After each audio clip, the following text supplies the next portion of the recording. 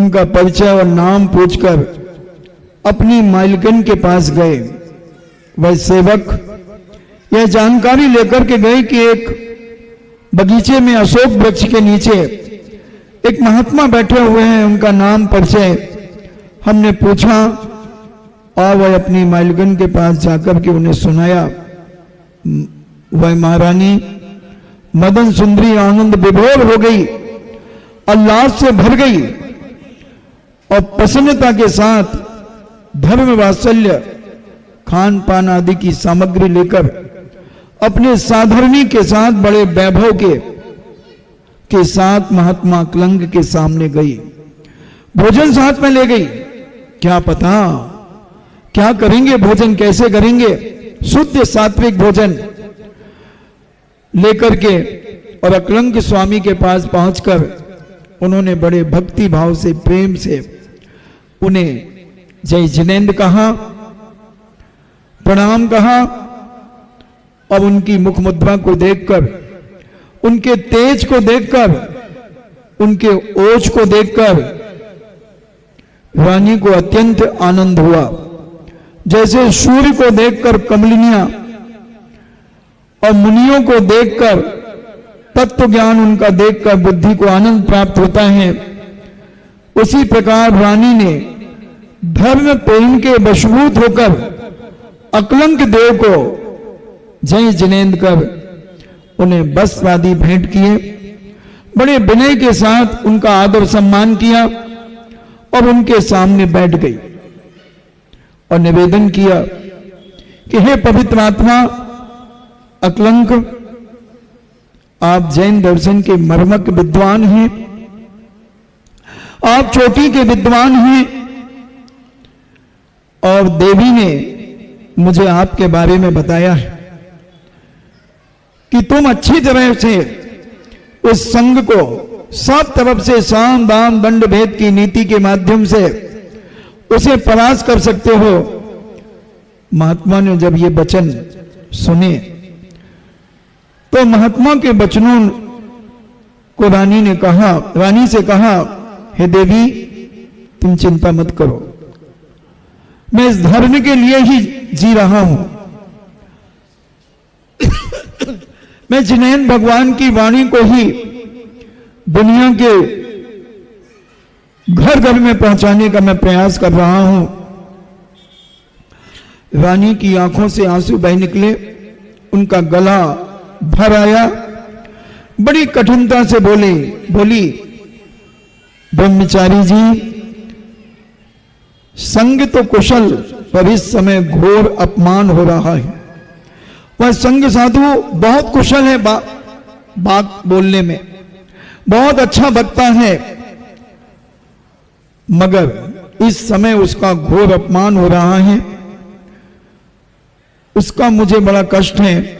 यह कहकर उसने संग श्री का हाल अकलंक स्वामी से कहा। पवित्र धर्म का अपमान अकलंक न सह सके। जब अकलंक स्वामी को पता चला कि मेरे जैन दर्शन का रथ एक व्यक्ति ने रुकवा दिया है, उन्हें सहन नहीं हुआ और उन्हें एकदम जोश उत्पन्न हो गया। वे बोले, वह बराक संग श्री मेरे पवित्र धर्म का अपमान करता है, पर वह मेरे सामने है कितना, इसकी उसे खबर नहीं है।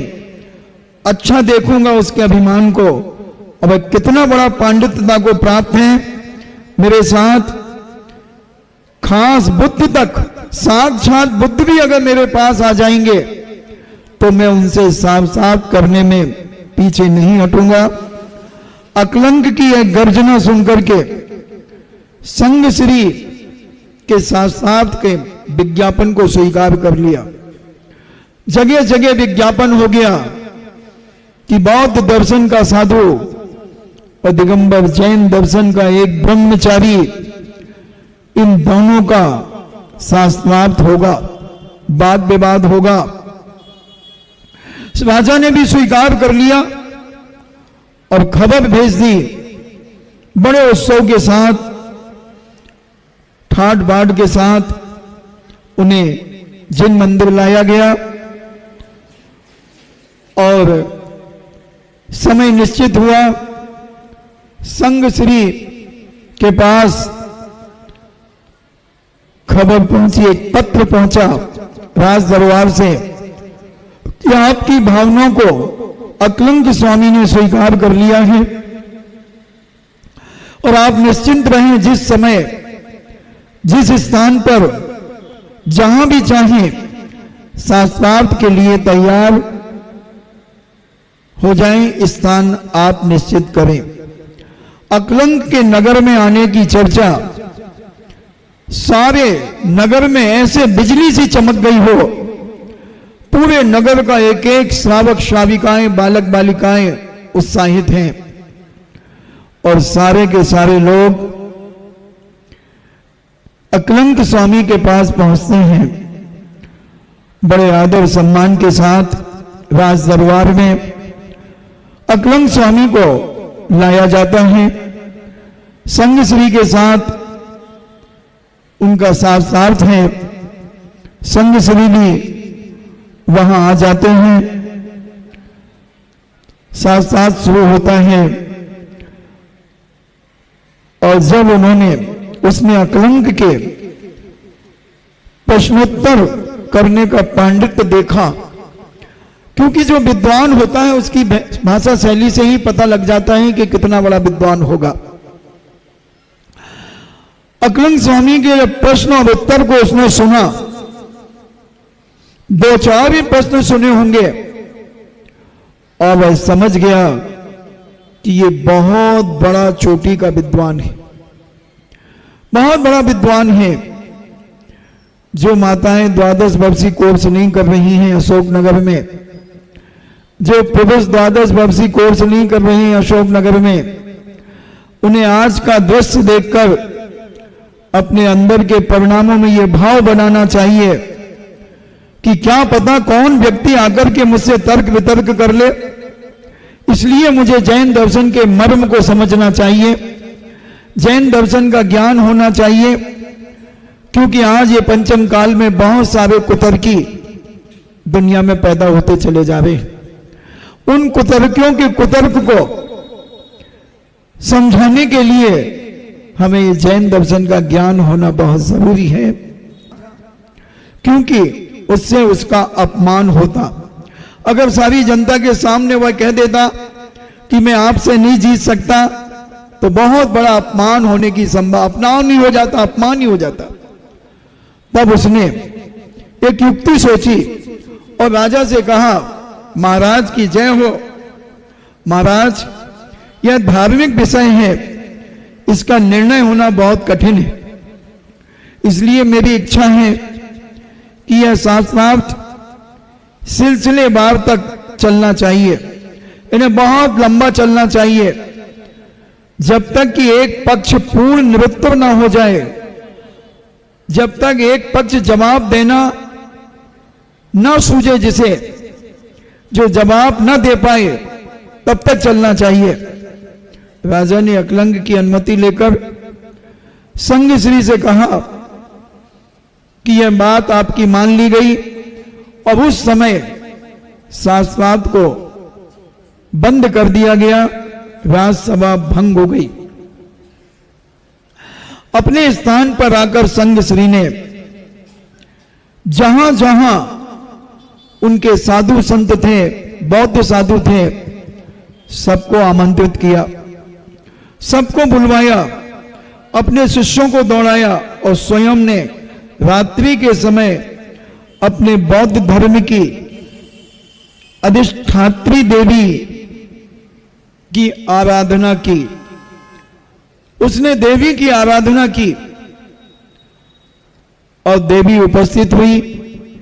संग श्री ने उससे कहा कि देखती हो, हमारे इस बौद्ध धर्म के ऊपर एक बहुत बड़ा संकट आया है, बहुत बड़ा संकट आया है, उसको दूर करके धर्म की रक्षा तुम्हें करनी होगी।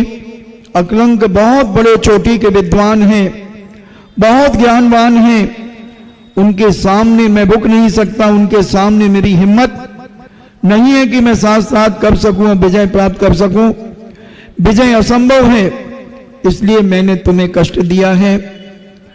यह साथ साथ मेरे द्वारा तुम्हें करना होगा और अकलंक को पराजित करके बौद्ध दर्शन की ध्वजा को फहराना होगा। बोलो क्या कहती हो? उत्तर में देवी ने कहा, हां मैं साथ साथ करूंगी, सही, पर खुली सभा में नहीं करूंगी, किंतु पर्दे के भीतर घड़े में बैठकर मैं साथ साथ करूंगी। बौद्ध साधु ने कहा ठीक है, और देवी को विसर्जित कर दिया और वह साधु प्रसन्नता के साथ निद्रा देवी की गोद में चला गया, क्योंकि उसे संबल मिल गया कि देवी ने कह दिया कि हम अकलंक स्वामी से बात विवाद करेंगे, मगर फेस टू फेस नहीं करेंगे, हम एक पर्दे की आड़ में